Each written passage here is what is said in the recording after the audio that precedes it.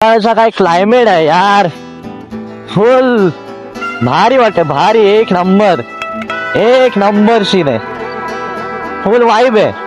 बघू शकता तुम्ही, मला दिसत असेल मागे. कधी पण बाईक राईडला निघायला पाहिजे. ज्यांच्याकडे बाईक आहे त्यांनी निघा बाईक घेऊन, कारण कार वगैरे ठीक आहे, एवढा मजा नाही जेवढी बाईकवर मजा येते. कारण बाईकचा फीलच अलग आहे. बाईकवरती तुम्ही नेचर फील करून आपण जातो बाईकवर राईड करत, की एक नेचर म्हणजे. कारण कारमध्ये कशी कार बंद असते, तर तुम्हाला बाहेरची हवा वगैरे क्लायमेट एवढा फील नाही करताय जसं बाईकवर आपण करतो. बाईकवर असं ओपन असतं, तर एक क्लायमेट आपल्याला फील करता येतो की काय म्हणजे कसं चाललंय वातावरण. आणि फुल क्लास वाटते मला सकाळ. मेन म्हणजे बाईकवर आहे ना, माणूस टेन्शन फ्री असतो, काही डोक्याला नसतं.